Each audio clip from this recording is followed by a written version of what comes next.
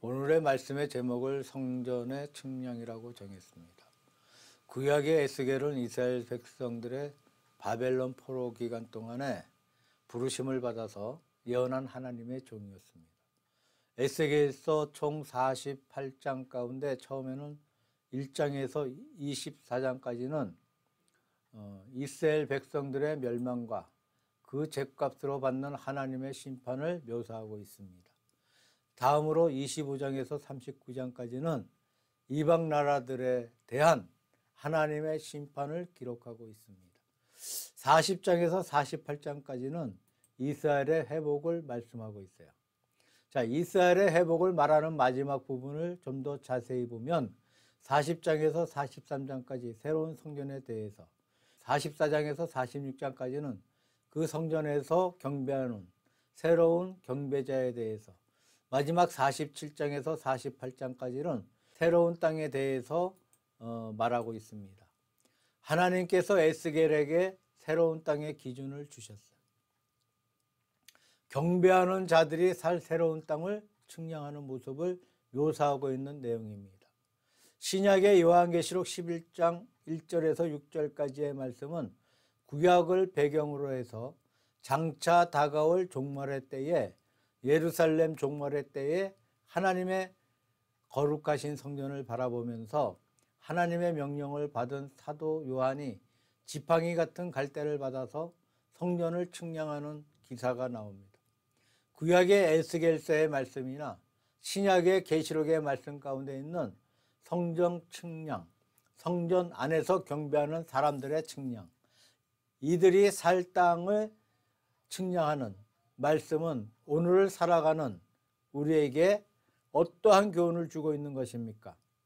신약의 요한계시록 본문에는 지팡이 같은 갈대라는 말이 나옵니다. 이 말씀은 쉽게 표현하면 자를 가리키고 있습니다. 우리나라에는 대나무로 자를 만들어서 사용하기도 합니다. 이스라엘은 갈대를 가지고 자를 만들어서 모든 일상에 사용했던 것을 볼 수가 있습니다. 예를 들면 집을 지을 때 그 자를 이용하여서 집을 짓습니다. 길면은 자르고 부족하면 더합니다. 자의 기준에 따라서 집을 짓고 옷을 만들고 도구를 만드는 등 모든 표준이 자에 있다는 것은 더 이상 말할 필요도 없습니다. 그런데 오늘 본문에 나오는 이 자는 바로 성경 말씀을 가리키고 있습니다. 신약 성경과 구약 성경이 정경으로 선포된 것은 주 4세기 말이었습니다. 397년에 정경이 발표될 당시 정경 이외에 외경이나 위경이라는 것도 있었습니다.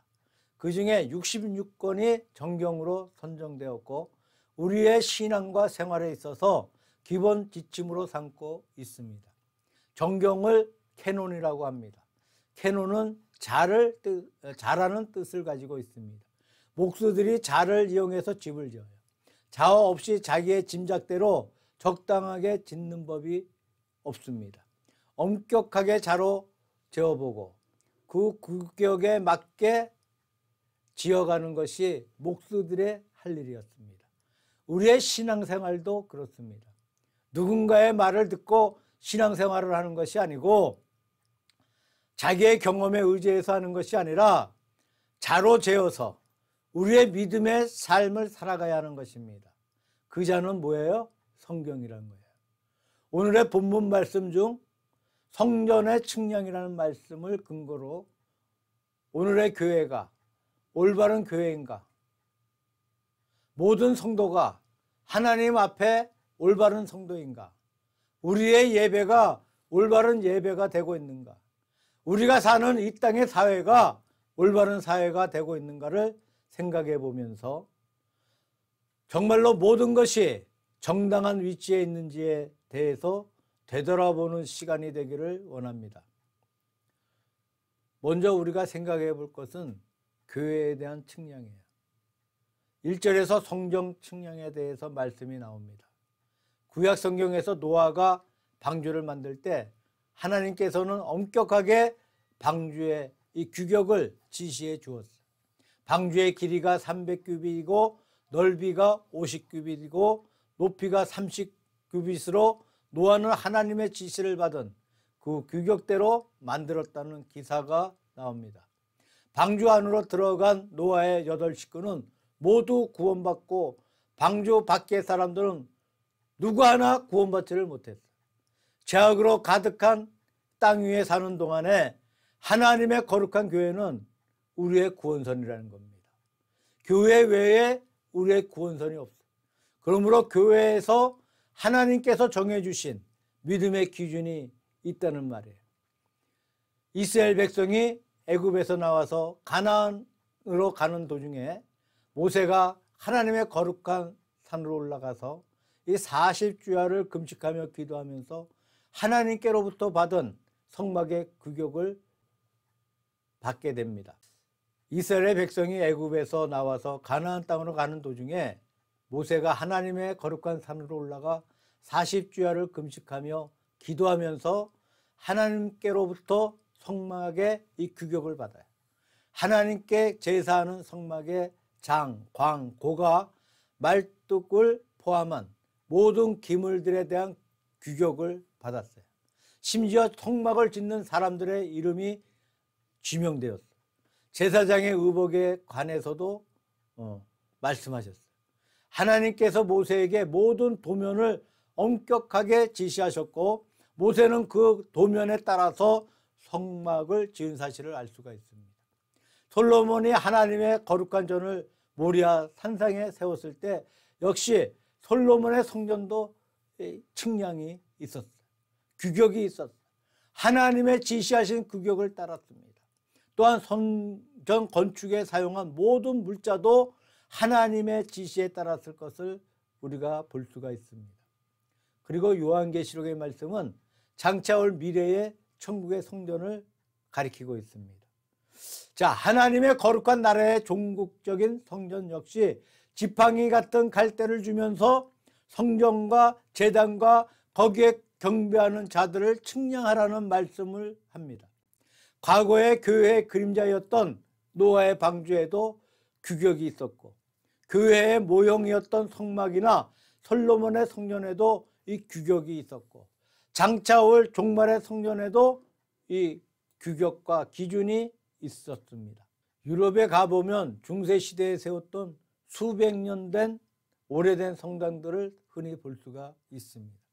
한결같이 뾰족하고 높은 교회 종탑을 볼 수가 있습니다. 뾰족하고 높은 교회 종탑은 당시 중세 시대 사람들이 열렬하게 하나님을 사모하고 천국을 그리워했음을 의미한다고 합니다. 요즘 현대 교회 건물은 높고 뾰족한 종탑이 아닌 주로 옆으로 평평하게 짓는 모습을 볼 수가 있습니다. 이것은 현대 교회의 관심이 천국보다 현세에 있다는 의미입니다. 인간관계와 사회관계, 즉 이웃과 관계에 관심이 더 몰려있음을 건물의 모양을 통해 표현하고 있는 것이 아닌가 생각합니다.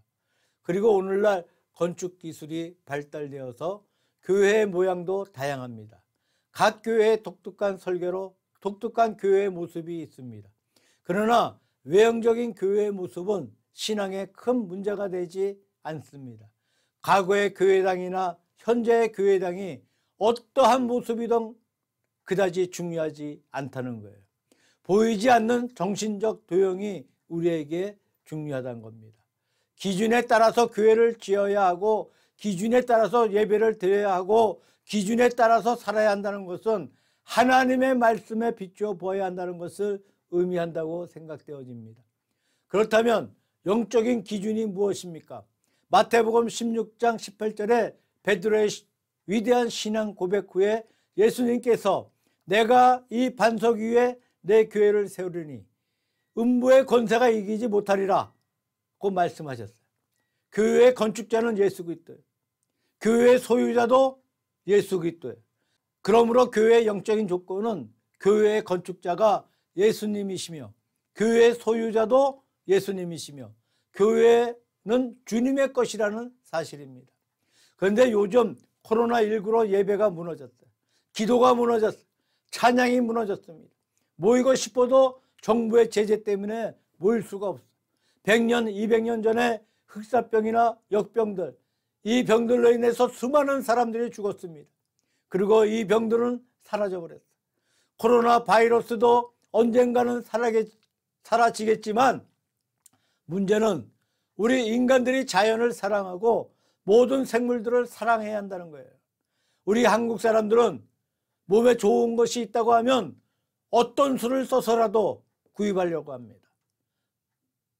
그것은 자연을 해치고 우리 인간의 바이러스가 동물들에게, 또 동물들에게 옮겨간 바이러스가 변이되어서 인간에게 동물에 변이된 바이러스가 또 다른 변이를 일으켜서 동물에게, 이렇게 서로 옮겨간 바이러스의 변종 때문에 우리 인간이 어려움을 당하고 있는 것입니다. 오늘날 교회 예배가 회복되기를 원합니다. 마음 놓고 모여서 찬양하고 기도하기를 원해요.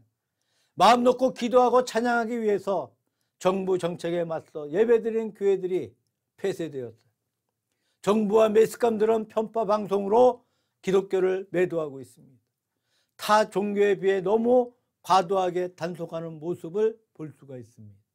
한국교회 성도들은 나라와 민족을 위해서 기도해야 합니다. 두 번째로 교회의 기초에 대해서 에베소서 2장 20절에서는 너희는 사도들과 선지자들의 터 위에 세우심을 입은 자라. 그리스도 예수께서 친히 모퉁이 돌이 되셨느니라고 말씀하고 있어요. 사도신경으로 우리는 신앙 고백을 드립니다. 무엇을 말하고 있는 것입니까? 과거로부터 전승되어 오는 신앙을 현재에도 이어받고 있다는 의미입니다. 사도들이 전해주는 거룩한 신앙 고백 위에 우리의 교회가 서 있는 거예요.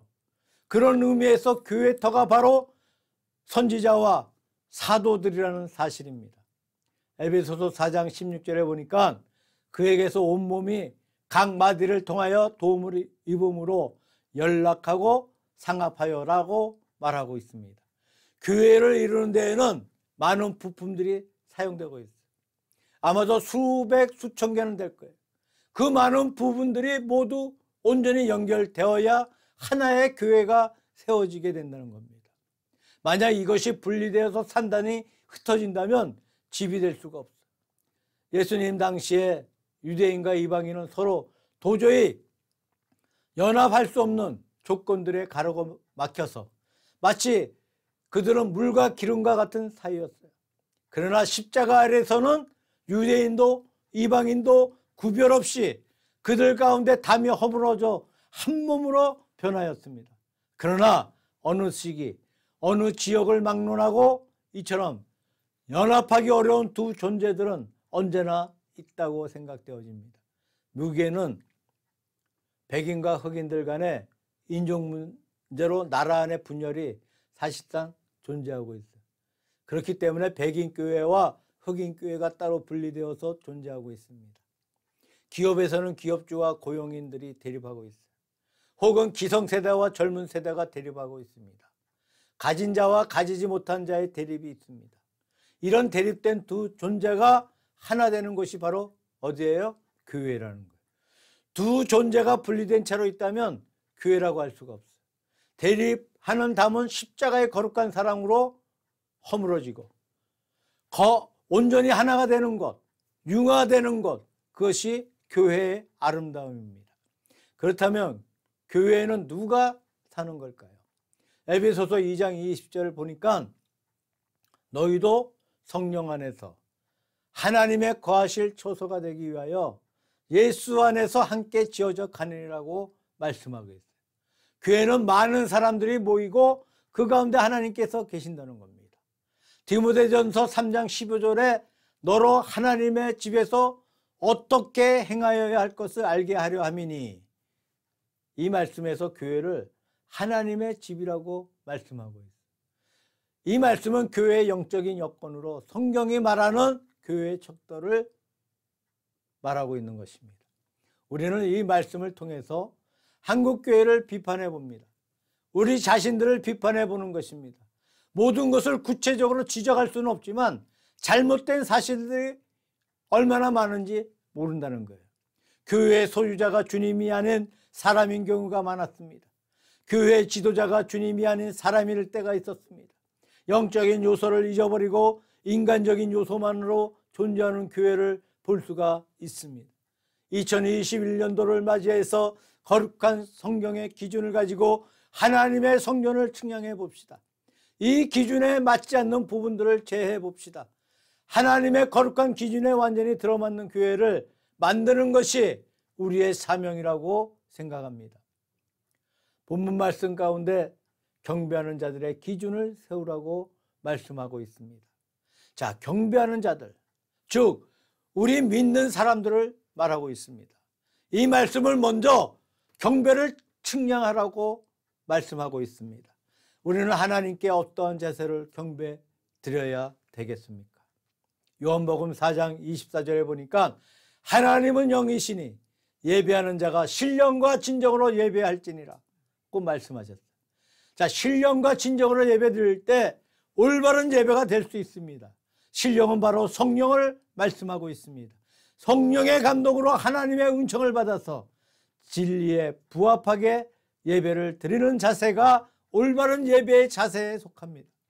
성령을 떠나서 진리를 떠나서 살 때 우리가 더 이상 올바른 예배를 드릴 수 없게 됩니다. 우리는 예배의 여러 순서를 갖추고 또한 그것을 개선하기 위해서 연구합니다. 하지만 아무리 좋은 순서를 개발하고 만들어서 예배를 드린다고 하더라도 그 가운데 성령의 역사가 없다면 교회는 더 이상 교회가 아니라는 거예요. 성령의 역사가 없는 예배는 더 이상 예배가 아니라는 겁니다. 예배의 순서가 부족하고 미비하더라도 성령의 임재만 있다면 얼마든지 아름다운 예배가 될 수가 있다는 거예요. 우리의 예배 속에는 하나님의 은혜가 넘쳐야 된다고 생각합니다. 덴마크의 도르발센이라는 화가가 그렸던 유명한 예수님의 얼굴 그림이 있어요. 근데 이 그림 속에 예수님의 얼굴은 알아보기가 힘들다고 합니다. 하지만 꿇어 앉아서 그림을 우러러보면 예수님의 얼굴을 분명히 보인다는 거예요. 인자하고 거룩하고 자애로운 예수 그리스도의 모습이 담겨 있다고 합니다. 그래서 이 그림은 명화가 되었어요. 꿇어 앉을 때야 그리스도의 모습을 볼 수 있다는 말씀이에요. 우리가 성령의 감동으로 찬송을 하면 부르는 찬양이 달라져. 설교가 달라져. 예배드리는 자세가 달라집니다. 반면에 우리가 성령의 감동 없이 부르는 찬송은 단순히 노래일 뿐입니다. 기도는 단순히 바람일 뿐이에요. 예배는 단순한 모임일 뿐입니다. 그러므로 성령께서 역사하실 때에만 성령과 진정이 넘치는, 신령과 진정이 넘치는 참된 예배가 될 수 있습니다. 성령이란 말은 구약의 히브리어로 루하루라고 해요. 자, 신약의 언어로는 헬라어 푸뉴마. 이는 모두 바람을 뜻하는 말입니다. 요한복음 3장에서 예수님께서 성령을 바람에 비유하여 말씀하고 있어요. 자, 바람은 눈에 보이지가 않아. 성령을 받았다 안 받았다는 것은 말로 표현하기가 어렵습니다. 바람과 같은 성령은 눈에 보이는 것이 아니기 때문에. 그러나 동작을 보면 분명히 알 수가 있어요. 바람은 세게 불기도 하고 잔잔히 불기도 합니다. 시원한 바람이 불기도 하고 더운 바람이 불기도 해요.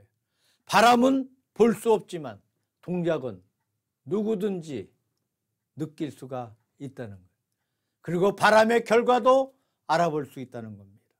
바람을 매개로 하여서 열매 맺는 식물을 생각해 보면 알 수가 있어요. 자, 벼나 보리는 바람에 의해 열매를 맺습니다. 바람의 동작에 의해 굉장한 힘을 얻어낼 수 있습니다. 바람으로 에너지를 얻는 경우도 있습니다. 풍차 또는 풍력 발전소가 있습니다. 바람의 열매가 얼마나 대단한지 알 수 있습니다.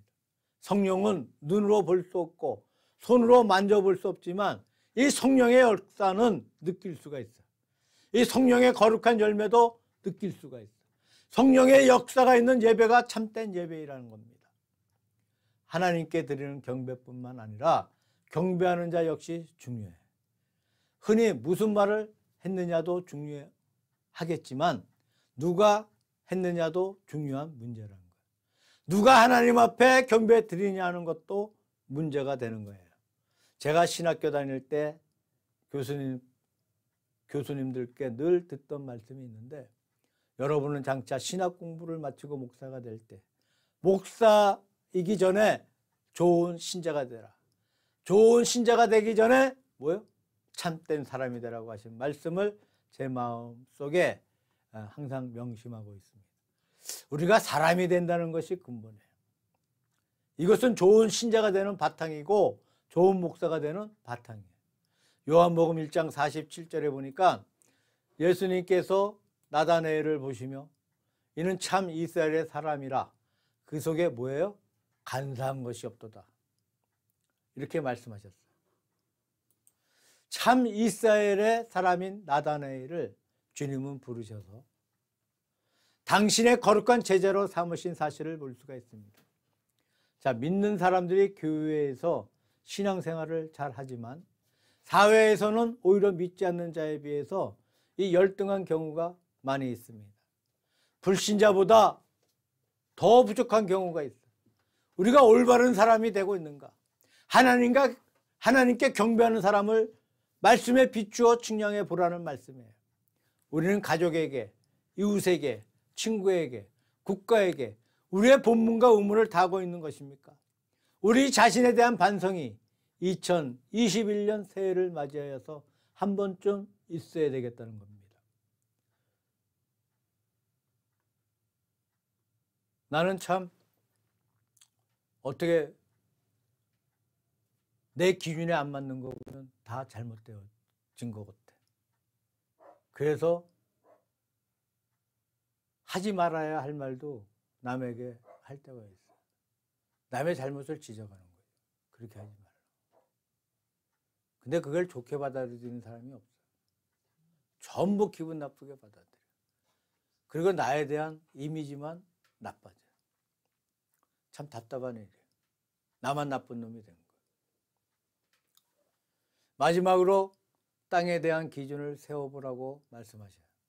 자, 이 말씀은 우리가 사는 사회를 하나님의 말씀으로 측량해 보라는 의미입니다. 다시 말해서 신앙과 사회생활의 문제로 여기에서 명심할 두 가지가 있다고 생각합니다. 첫째는 로마서 12장 2절에 너희는 이 세대를 본받지 말라고 말씀하셨어요. 이 말씀은 상당히 부정적인 명령으로 잘못 이해하면 세상을 등지고 운둔하며 부정적으로 바라보게 되기를 쉽습니다. 너희는 이 세대를 본받지 말라. 자, 이 말씀은 상당히 부정적 명령으로서 자칫 잘못 이해하면 세상을 등지고 운둔하며 부정적으로 바라보게 되기가 쉽습니다. 그러나 사실은 그런 의미가 전혀 아니에요. 요한복음 17장 12절에 보니까 저희를 세상에서 데려가시기를 위함이 아니요 악에 빠지지 않게 보존하기를 위함이라고 말씀하셨어요. 자, 성경 말씀 가운데 세상, 즉 코스모스라는 말은 두 가지 의미로 사용되고 있습니다. 하나는 하나님의 창조하신 세계로 아름다운 하나님의 피조물이에요. 또 하나는 마귀가 장난치는, 마귀가 지배하는, 마귀의 원리에 의해 사는 세상으로, 이것은 악의 원리를 가리키고 있습니다. 로마서에서 세상을 본받지 말라는 말씀은 마귀의 원리를 본받지 말라는 말씀이에요. 마귀의 법을 따라가지 말고 마귀의 원리대로 살지 말고 마귀의 악함을 따라가지 말라는 말씀이에요. 세상을 결코 부정하다는 말씀이 아니에요. 우리는 오히려 세상을 부정하지 아니할 뿐 아니라 세상에 대해서 무거운 사명을 가지고 있다는 거예요. 예를 들면 주기도문을 우리가 한번 생각해 봅시다. 자, 주기도문에서 서론과 결론을 제외한 가운데 6개 항목을 우리가 생각해 보면 3개 항목은 하나님을 위한 기도문이에요. 나머지 3개 항목은 우리 사람을 위한 기도문이에요. 하나님을 위한 3개 항목을 우리가 생각해 보면 첫째, 이름이 거룩히 여김을 받으시오며. 자, 하나님이 하나님 자신을 거룩하게 하신다는 것이 아니에요. 이것은 수동태 문장으로 하나님의 자녀된 우리가 하나님을 거룩하게 섬기겠다는 서약의 의미가 포함된 기도문입니다. 두 번째로 나라가 임하옵시면은 우리가 하나님 나라에 가겠다는 뜻이 아니고, 물론 종말에는 그 나라에 갑니다. 그렇지만 세상에 있는 동안에 하나님의 나라가 우리에게 임하게 해달라는 말이에요. 우리의 현세가, 우리의 사는 사회가 하나님의 나라가 되게 해달라는 것. 세 번째, 뜻이 하늘에서 이루어진 것 같이 땅에서도 이루어지다는 하나님의 이 말씀은 하나님의 나라에서 하나님의 뜻이 이루어진 것처럼 우리가 사는 세상에도 하나님의 뜻이 이루어지기를 원한다는 의미입니다. 세 개의 항목이 전부 현세에 관련된 기도예요. 우리가 현세에 하나님을 거룩히 해야 하고, 현세에 하나님의 나라가 임해야겠다고, 현세에 하나님의 뜻이 시행되도록 해야겠다고 하는 것이 바로 성도들의 의무라고 생각합니다. 우리가 주기도문을 매일 드리고 있음에도 불구하고 현세를 외면해 버린다면 잘못된 신앙이라는 거예요. 오히려 믿는 사람들이 현세를 더 악화시키게 될지도 모른다는 겁니다. 그렇게 된다면 주기도문의 진정한 의미에 위배된다고 생각합니다. 우리가 사는 이 세상, 이 땅을 하나님의 말씀에 비추어 보아야 한다는 거예요.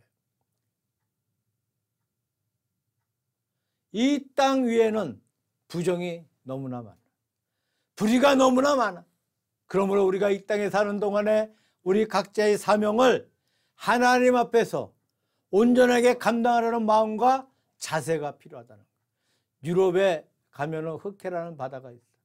이 소련 영토 남부에 위치하고 있는데, 이 흑해로 들어가는 길은 좁은 한 길밖에 없다는 거예요. 다른 입구가 없어. 이 좁은 한 길밖에 없으므로 흑해는 물살이 매우 조용하대. 또한 흑해는 바람과 파도가 별로 없어. 늘 수면이 잔잔해.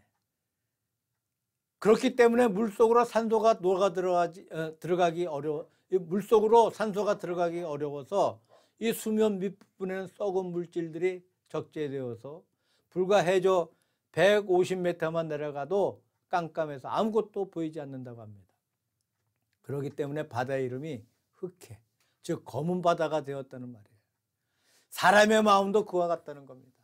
우리의 마음을 열심히 반성하고 일으켜 세울 때 맑은 마음이 될 수가 있어. 바른 마음이 될 수가 있어. 마음의 잘못됨을 그대로 덮어두면 얼마 지나지 않아서 검은 마음이 돼. 부패한 마음이 돼. 타락한 마음이 돼. 2021년 1월 셋째 주를 맞이하면서 우리 교회를 하나님의 말씀에 비추어 측량해 본과 동시에 지금 이 자리에서 드리는 우리의 예배와 우리 자신들을 하나님의 말씀에 비추어 측량할 뿐만 아니라 우리가 사는 이 땅을 하나님의 말씀에 비추어 기준을 세워보시기 바랍니다. 그리고 우리의 교회와 우리의 예배와 우리의 땅에 대한 우리의 의무가 무엇인지 우리 한번 깊이 생각해 보시길 바랍니다. 2021년도에는 우리가 세운 기준들을 달성하는 한 해가 되도록 우리 모두 하나님의 말씀에 비추어서 하나님과 세상 사람들에게 인정받는 교회와 성도들이 되시기를 주 예수 그리스도의 이름으로 축원합니다.